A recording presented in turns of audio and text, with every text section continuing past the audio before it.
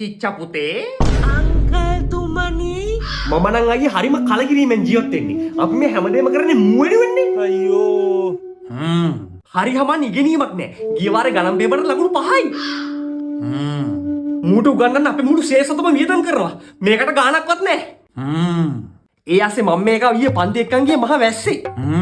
පන්ති ඉවරනකම් මං එළියේ නෑ පැය දෙකක් තිස්සේ. පන්ති ඉවරන ගමන් මම සර්ට ඇහෙන්නයි කැස්සේ. සර් ඇවිල්ලා මට කියනවා මොනව ඇහුවොත් මේක ගගා ඉන්නවලු. ඈ අයියට තේකක්වත් දෙන්න බැරුණනේ. චුට්ටක් ඉන්නකෝ. හිච්චෝ අංකල් තුමනි මොකක්ද මේ ගණන් පන්ති එක්ක තියෙන ප්‍රශ්නේ? මට ඉස්කෝලේ ඇරිලා පන්ති යන්න හරි මහන්සි අප්පා. ඉතින් ඔයා යන්නකො ඉෂාර මදුෂාන් සර්ගේ ඔන්ලයින් මැත්ස් ක්ලාස් එකට. ඒ කවුද? ඉංජිනේරුවෙක්. පේරාදෙනිය කැම්පස් එක දන්නවනේ. ඒක කොහෙද තියෙන්නේ? මොකද? පේරාදෙනිය කැම්පස් එක? පේරාදෙනිය මුළු ලංකාවටම 6 ඉඳන් 11 වසර වෙනකන් ඔන්ලයින් මැත්ස් උගන්වනවා. ටියුට්ස් ඔක්කොම තැපෑලෙන් ගෙදරට එවන්නේ. කිසිම මහන්සියක් නැහැ. අනික වෙබ් එකයි ඇප් එකයි දෙකක් තියෙනද කිසි පාඩමක් මග ඇරෙන්නේ නැහැ.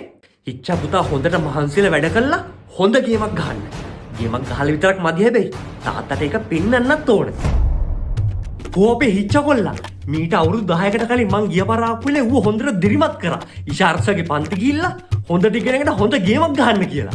මූ එකට ගියානේ. කිව්වත් අගේ මූ මැත්ස් කොට දාත්තා. O level maths A.